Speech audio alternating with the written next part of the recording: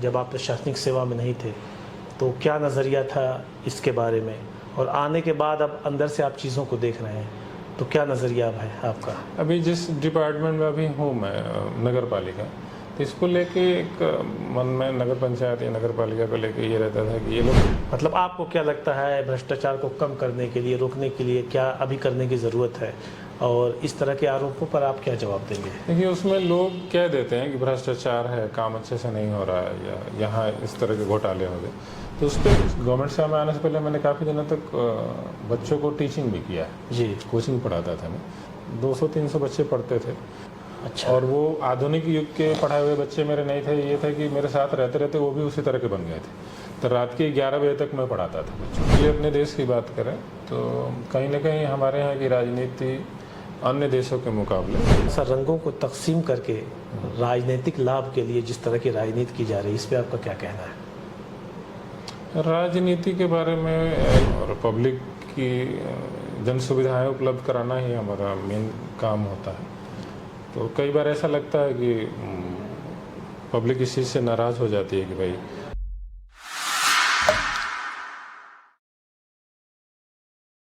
ये खित्ताए आज़मगढ़ है, यहाँ की फैज़ान तजल्ली है अक्सर, जो ज़र्रा यहाँ से उठता है वो नय्यर आज़म होता है। इकबाल सुहेल साहब का ये शेर बड़ा ही आज़मगढ़ की सरजमी के लिए बहुत ही मशहूर है, और अलग अलग संदर्भों में इसको बोला जाता है, लोग बोलते हैं। हमारे साथ सिवल तिवारी साहब मौजूद हैं, जो कि मौजूदा वक्त में आज़मगढ़ मंडल की मऊ जनपद की नगर पंचायत चिरैयाकोट में बतौर अधिशासी अधिकारी नियुक्त हैं। आज़मगढ़ की बात इसलिए हमने किया, ये रहने वाले ये बिलोंग करते हैं बलिया की सरजमी से, बागी बलिया से, लेकिन फिर भी बलिया का भी मंडल मुख्यालय आज़मगढ़ ही है। तो ये ज़र्रा, इस सरजमी का ज़र्रा कहीं भी रहता है, अगर कुछ ख़ास करता है तो वो नय्यर आज़म हो ही जाता है। खैर, सफ़रनामा ज़िंदगी के इस कार्यक्रम में आज हमारे साथ सीएल तिवारी साहब मौजूद हैं, और इनसे इनकी ज़िंदगी पे हम बातचीत करेंगे, इनके पिछली ज़िंदगी के बारे में, इनकी तैयारी के बारे में, और हमारा प्रयास रहेगा कि इस इंटरव्यू से अगर कोई भी समाज का एक व्यक्ति मोटिवेट होता है और कुछ कर सकता है, कुछ कर पाता है किसी भी क्षेत्र में, तो हमारा ये प्रयास कामयाब रहेगा। सर, बहुत बहुत स्वागत है आपका हमारे इस प्रोग्राम में। सर, सीधे सपाट पहला सवाल ये है कि आप थोड़ा सा अपने फॉर्मेटिव ईयर्स के बारे में, यानी बचपन के बारे में बातचीत कीजिए। बताइए कैसा रहा बचपन, क्योंकि वहीं बचपन से काफ़ी चीज़ें जुड़ी होती हैं इंसान की ज़िंदगी में, कि वहाँ पे संस्कार कैसा मिलता है, वहाँ मोटिवेशन कैसा मिलता है, कैसे लोगों के बीच में रहता है। वो फॉर्मेटिव ईयर्स होते हैं जो ये बहुत कुछ तय करते हैं कि आगे आप अपनी ज़िंदगी में क्या करेंगे। मैंने अपना बचपन गांव में ही गुजारा है। मेरे गांव का नाम सीताकुंड है जी। वहीं से मैंने अपनी पढ़ाई लिखाई भी किया है। वहाँ एक सरकारी स्कूल था, प्राइमरी स्कूल। जी सर। वहीं से मैंने पढ़ाई किया है। आगे की पढ़ाई भी फिर 5 तक तो प्राइमरी स्कूल में पढ़ा, उसके बाद 10 तक 6 to 10 भी वहीं बगल में एक सरकारी स्कूल था, उच्चतर माध्यमिक विद्यालय परासर ब्रह्मचर्य करके, वहाँ से पढ़ाई किया था मैंने 10 तक। उसी विद्यालय में मेरे पिताजी भी पढ़ाते थे। अच्छा। और उसके बाद की जो मतलब प्राथमिक विद्यालय या उच्चतर प्राथमिक? उच्चतर प्राथमिक 6 to 10। अच्छा, उसमें अध्यापक थे? जी जी। और उसके बाद की पढ़ाई वहीं मेरे गांव से 4 किलोमीटर दूरी पे एक दुभण था गांव है, वहाँ पे RSK इंटर कॉलेज, वहाँ से पढ़ाई किया था मैंने। जी। तो बेसिकली मेरी प्रारंभिक शिक्षा जो है वो गांव की ही रही है जी। और सरकारी स्कूल से मैंने पढ़ाई किया है। और क्लास 12 तक जो भी मैंने हासिल किया वो सरकारी विद्यालयों से ही हासिल किया, और जो मतलब गांव के संसाधन थे उसी से। क्लास 12 तक की पढ़ाई के लिए मैंने कभी शहर की तरफ रुख नहीं किया। तो 12 के बाद की पढ़ाई कहाँ हुई सर? स्कूल 12 के बाद की पढ़ाई मैंने पूर्वांचल यूनिवर्सिटी से किया था। अच्छा। मैंने BSc किया हुआ है। उसके बाद फिर मैंने B.Ed किया, और उसके बाद मैंने फिर फिजिक्स में MSc किया, और उसी में फिर डॉक्टरेट भी परस्यू किया मैंने। और B.Ed करने के बाद मैं टीचिंग में गया था। अच्छा। कुछ दिनों तक मैं प्राइमरी स्कूल में 6-7 महीने पढ़ाया था। अच्छा अच्छा। उसके बाद जो है फिर वो मिडिल स्कूल जो है 6 to 8 उसमें भी कुछ दिन पढ़ाया, जी। फिर कुछ दिनों के लिए इंटर कॉलेज में पढ़ाया था। आफ्टर दैट इधर आया। तो ये लोक संघ सेवा आयोग की जो परीक्षा होती है, देश की सबसे प्रतिष्ठित परीक्षा, इधर मोटिवेशन कैसे हुआ, कैसे आना हुआ, कहाँ से तैयारी आपने किया? मैंने यूपीएससी के लिए तैयारी तो बेसिकली जिसमें अभी मैं हूँ ये खैर स्टेट पीसीएस है। स्टेट पीसीएस, इसके पहले मैं यूपीएससी के लिए फोकस किया था जी। कभी मैंने स्टेट पीसीएस के लिए वैसा तैयारी किया नहीं जी। यूपीएससी की तैयारी मैंने ज़्यादातर ऑनलाइन माध्यम से ही कर पाया था, क्योंकि मैं गांव छोड़ के घर छोड़ के जाने में समर्थ नहीं था। अच्छा, आप कहीं रहे नहीं? नहीं, कहीं मतलब इलाहाबाद, दिल्ली, कहीं भी नहीं? नहीं, केवल जब कभी मेंस वगैरह आता था जी तो कुछ दिनों के लिए मेंस की प्रैक्टिस के लिए जा पाता था जी। बाकी घर की जिम्मेदारियां इतनी थी कि निकलना थोड़ा सा मुश्किल था, तो नहीं जा पाते थे प्रॉपरली कहीं जाके तैयारी करना, साल 2 साल रहना, ऐसा कभी संभव नहीं हो पाया।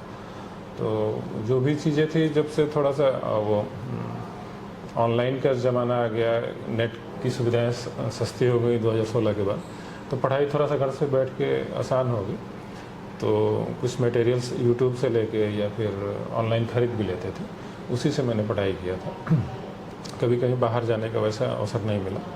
यूपीएससी के लिए मैंने 5 टाइम अटैम्प्ट्स किया, 2 बार मेंस भी लेके इंटरव्यू भी दिया, बट प्रॉपर यूपीएससी में मेरा सिलेक्शन नहीं हो पाया। स्टेट पीसीएस साथ साथ देता था मैं, तो 2019 बैच में मैंने स्टेट पीसीएस के लिए स्किल ट्राई किया था, तो उसी में मेरा इसमें सिलेक्शन हुआ था। अच्छा, तो ये सारी चीज़ें रही, मतलब जिस तरह से सर ने बतलाया कि घर से ही तैयारियां उन्होंने किया और स्टेट पीसीएस उन्होंने क्वालिफाई किया, तो आदमी अगर अपनी खुदी को बुलंद करे तो कुछ भी कर सकता है। ज़रूरी नहीं कि सारे संसाधन मुहैया हो, हाँ परेशानी ज़रूर हो सकती है, वो अलग बात है। सर, तो जैसे आप लोग सिबलिंग्स कितने हैं? मैं 3 भाई हूँ। तो आप सबसे बड़े हैं? नहीं, मैं सबसे छोटा हूँ। अच्छा। 2 मेरे बड़े भाई हैं, एक मेरे बड़े भाई साहब चंडीगढ़ रहते हैं, कंप्यूटर इंजीनियर हैं। मतलब छोटे भाई की सारी जिम्मेदारियां आप ही ने सब कुछ? हाँ, चूँकि वो लोग शुरू में ही घर से बाहर निकल गए थे। दूसरे वाले भाई साहब जो है मेरे, वो चंडीगढ़ रहते हैं। अच्छा। तो वो और ज़्यादा वहाँ पे, चूँकि प्राइवेट सेक्टर में काम करते हैं जी, तो उनके लिए घर पे आ पाना थोड़ा मुश्किल था। उससे बड़े वाले भाई साहब जो हैं वो योगा टीचर हैं। अच्छा। तो उनकी भी जिम्मेदारियाँ थी जी। तो थोड़ा सा मेरा लगाव भी था गांव से, मैं नहीं जा सकता था जी। तो होम सिकनेस टाइप्स? नहीं, होम सिकनेस तो नहीं कह सकते जी। अब तो खैर छोड़ के ही आया है आदमी, काम कर ही रहा है जी। ये था कि उन रिस्पॉन्सिबिलिटीज़ को छोड़ना मेरे लिए थोड़ा सा मुश्किल था। वो मेरी प्रायोरिटी थी कि पहले मैं घर को देखूँ, अपने पिताजी को देखूँ और उसके बाद कुछ करेंगे, तो इसीलिए मैं कभी नहीं गया। ठीक है सर, प्रशासनिक सेवा में आने के पहले और बाद, जैसे पहले जब आप प्रशासनिक सेवा में नहीं थे तो क्या नज़रिया था इसके बारे में, और आने के बाद अब अंदर से आप चीज़ों को देख रहे हैं तो क्या नज़रिया है आपका? अभी जिस डिपार्टमेंट में अभी हूँ मैं, नगर पालिका, तो इसको लेके एक मन में नगर पंचायत या नगर पालिका को लेके ये रहता था कि ये लोग काम ठीक ढंग से नहीं करते, ये लोग जो है कि बस नाम है नगर पालिका बट कुछ सुविधाएं नहीं देते। बट इसमें आने के बाद ये चीज़ें पता चला कि कार्य किस तरह से होते हैं और किस तरह से उनको ज़मीन पे इम्प्लीमेंट किया जाता है। तो एक जो धारणा थी पहले कि नहीं उस लेवल पे काम नहीं हो रहा, उसमें निश्चित तौर पर बदलाव आया। एक चीज़ ये महसूस हुई कि कार्य किस तरह से होते हैं और किस तरह से उनको धरातल पर उतारा जाता है जी। और सरकार आम जन के लिए कितना तत्पर रहती है, कितनी तत्परता के साथ सरकारी योजनाओं को लागू करने के लिए हमारी गवर्नमेंट, माननीय मुख्यमंत्री जी बार बार उस चीज़ के लिए एक्टिवेट करते हैं अपने जो भी अधिकारी हैं या हम लोगों के पास भी आती है। तो एक ये धारणा है कि गवर्नमेंट है और गवर्नमेंट जो काम कर रही है उसी की बदौलत समाज में एक स्ट्रक्चर बना हुआ है और समाज अपनी सही दिशा में जा रहा है। जी। सबसे बड़ा चैलेंज क्या लगता है सर इस सेवा में? चैलेंज क्या, डेली के काम है, ये रहता है कि थोड़ा सा पब्लिक को भी देखना है जी, और पब्लिक की जन सुविधाएं उपलब्ध कराना ही हमारा मेन काम होता है। तो कई बार ऐसा लगता है कि पब्लिक इस चीज़ से नाराज़ हो जाती है कि भाई हमको फैसिलिटीज़ प्रॉपर नहीं मिल पा रही हैं, तो कई बार लोग इरिटेट भी हो जाते हैं। तो उस इरिटेशन को पार्ट ऑफ लाइफ मान लेना, फिर भी उनके साथ काम करते रहना और अपना बेस्ट करना, ये हम लोगों का गोल रहता है। बाकी चैलेंजेस वही है कि अब जो पहले चैलेंज लगता था वो पार्ट ऑफ लाइफ है, यहाँ करना ही करना है। जी। तो वैसा अब कुछ चैलेंजिंग लगता नहीं है, बट हाँ चल रहा है। हाँ, भ्रष्टाचार के ऊपर आपका क्या कहना है सर? जैसे लोगों से बातचीत करने पर आम जनमानस का ये आरोप रहता है कि ऊपर से नीचे तक की मिली भगत के का सारा खेल होता है और तमाम चीज़ें होती हैं, भ्रष्टाचार होता है।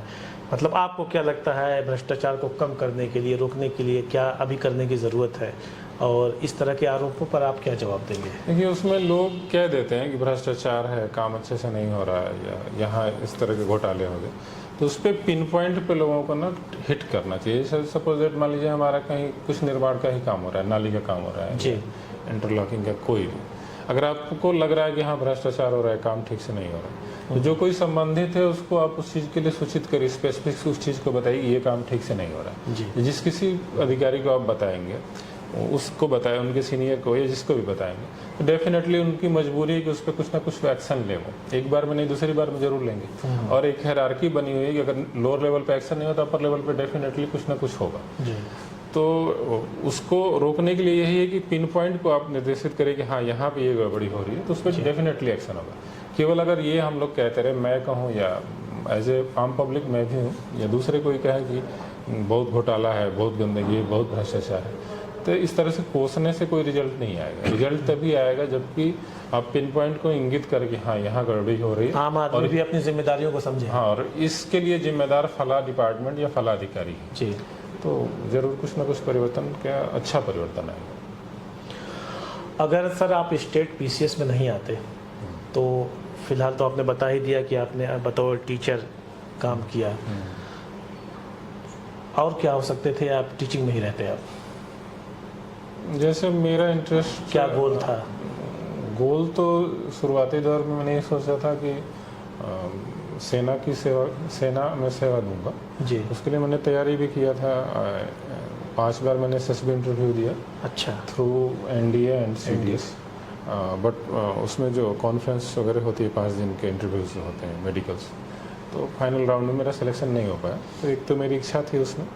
उसके बाद मैं थोड़ा आध्यात्मिक हूँ, तो मुझे ये लगता है, अभी भी लगता है कि अगर यहाँ से मैं फ्री होता हूँ तो एक आध्यात्म की ओर मैं रुख करूँगा। अध्यात्म की तरफ। अगर इधर ना आया होता तो गवर्नमेंट सेवा में आने से पहले मैंने काफ़ी दिनों तक बच्चों को टीचिंग भी किया है। जी। कोचिंग पढ़ाता था मैं, 200-300 बच्चे पढ़ते थे, तो उनके साथ पढ़ाने का मेरा बस यही था ना कि एक इंटरेस्ट आता था पढ़ाने में। दूसरी चीज़ है कि उसी टाइम से मैं बच्चों को बहुत मोटिवेट करता था अध्यात्म की ओर। अच्छा। और वो आधुनिक युग के पढ़ाए हुए बच्चे मेरे नहीं थे, ये था कि मेरे साथ रहते रहते वो भी उसी तरह के बन गए थे। तो रात के 11 बजे तक मैं पढ़ाता था बच्चों को। रात के 11 बजे तक, सुबह 6 बजे शुरू करते थे, रात को 11 बजे तक चलता था वो। बीच में ब्रेक होता था, जैसे मान लीजिए कि 2 घंटे 3 घंटे के लिए तो ब्रेक हो ही जाता था जी। बट वो कंटिन्यूस चलता था। और उसमें मुझे इंटरेस्ट इसीलिए आता था कि मैं खुल के अपनी बातें बच्चों को तक या समाज तक पहुंचा पाता था।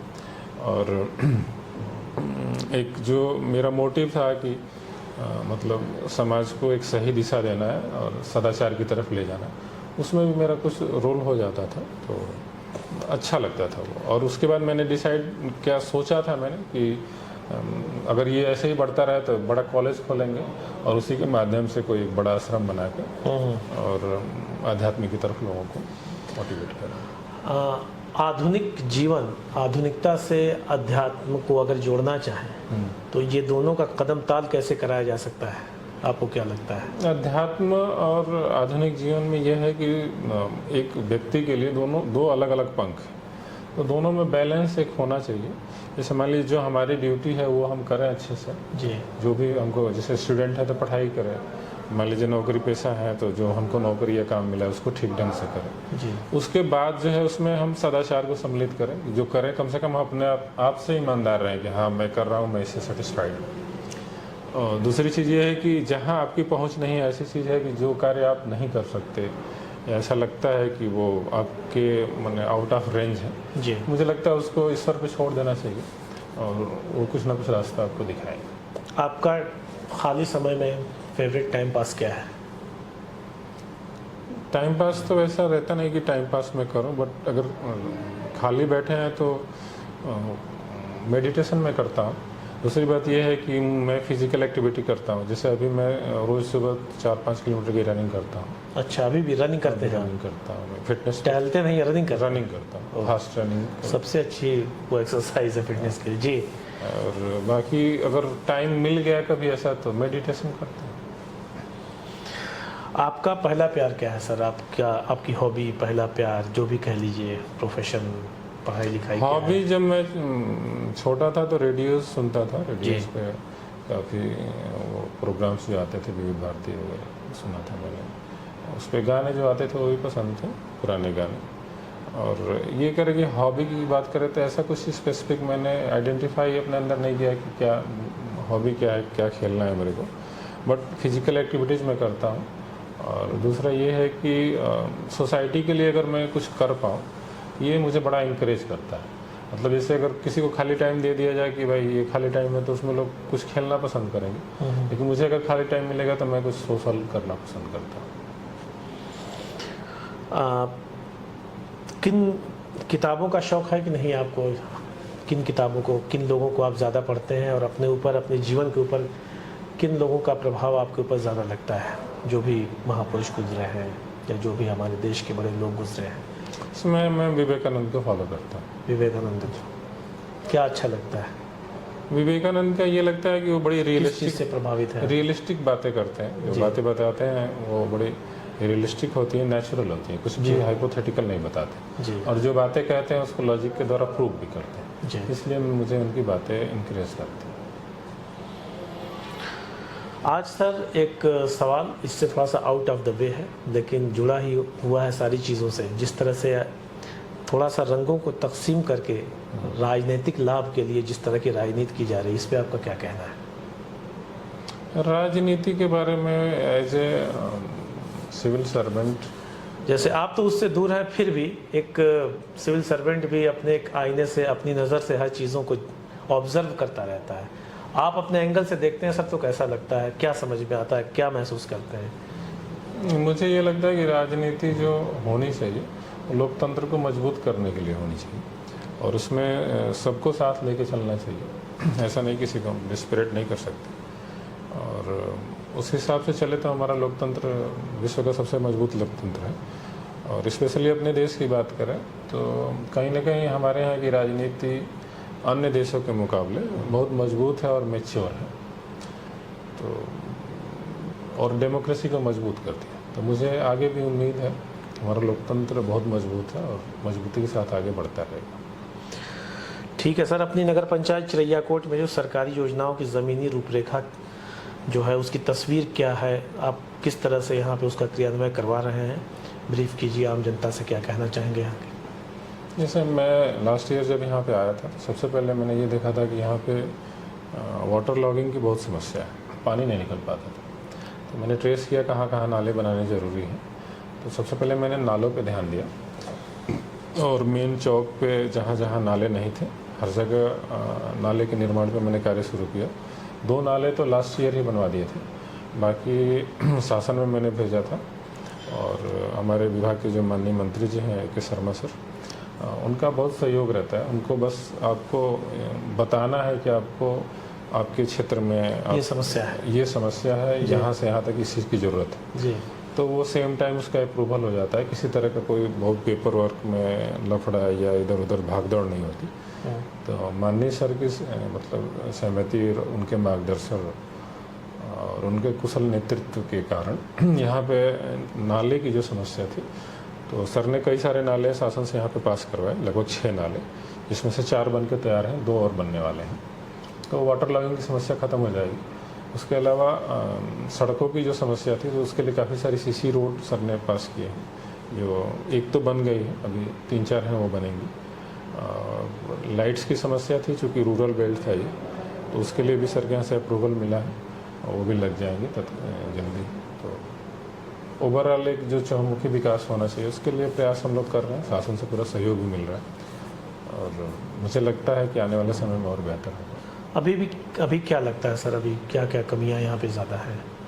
अभी तो मुझे लग रहा है लाइट थोड़ा और लगनी चाहिए जी, और जो सड़कें हैं उनकी भी थोड़ा सा कुछ इलाकों में रिपेयरिंग या रिपेयरिंग नहीं, नई सड़कें ही बनाना जरूरी है।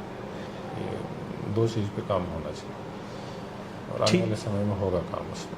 ठीक है सर, एक आखिरी सवाल कि जो युवा प्रशासनिक सेवा में आना चाहते हैं, अपना भविष्य इसमें बनाना चाहते हैं, समाज की सेवा करना चाहते हैं, जो भी उनके लिए आपका क्या संदेश है, क्या कहना चाहेंगे? प्रशासनिक सेवा में आना चाहते हैं तो वो इसको जो है मतलब किसी फिल्म से देख के या मतलब कहीं से मतलब जल्दीबाजी में इसको लेके डिसीजन ना ले कि जाएंगे तो बहुत चार्म है, बहुत ग्लैमर ताज है। हाँ, तो यहाँ आने के लिए ये है कि आपकी जो तैयारी होती है, तैयारी के दौरान जो आप परेशानी उठाते हैं, मेहनत करते हैं, that should be your part of life. वो होना चाहिए कि आपकी पार्ट ऑफ लाइफ में जा चुका है। दूसरी बात यह है कि आप इसको ये ना समझे कि तैयारी करके अब उधर चले जाएंगे तो हमारी अब शानदार ज़िंदगी शुरू हो जाएगी। वो बिल्कुल एक भ्रामक चीज़ है। आप जब इधर आएंगे तब असल ज़िंदगी शुरू होगी आपकी। उधर तो जो किए वो कुछ नहीं था, इधर जब आएंगे तो रियलिस्टिक चैलेंजेस से आपको फेस करना पड़ेगा। तो एक डिटर्मिनेशन के साथ आप आएँ। दूसरी चीज़ ये है कि ग्लैमर के चक्कर में तो कभी भी सेलेक्ट ना करें कि आपको जाके उधर ग्लैमरस बनना है। क्योंकि इधर आने के बाद आपको रियल काम करना पड़ता है और रियल काम अगर आप नहीं कर पाए या कहीं से किसी तरह की कोई डिसमोटिवेशन वाली वैसी चीज़ आती है तो बाद में वही लोग बाद में फ्रस्ट्रेशन में जाते हैं। तो इधर आना है तो थोड़ा सा सोच विचार के वेल डिसाइडेड हो गया है और ये मान के चले कि आएंगे तो आपको बढ़िया से काम करना है और चैलेंजेस को फेस करना है। That should be your part of life. बहुत बहुत शुक्रिया। सफ़रनामा ज़िंदगी का इस हमारे कार्यक्रम में आज हमारे साथ थे ईओ चिरैयाकोट, मौजूदा ईओ चिरैयाकोट CL तिवारी। और इस खबर पे, इस रिकॉर्डिंग में कैमरे के पीछे हमारे सहयोगी हैं आदित्य, और किसी और शख्सियत से आपकी अगली बार मुलाकात कराएंगे और इस तरह का प्रयास जो है एक समाज हित के लिए हमारा चलता रहेगा। बहुत बहुत धन्यवाद।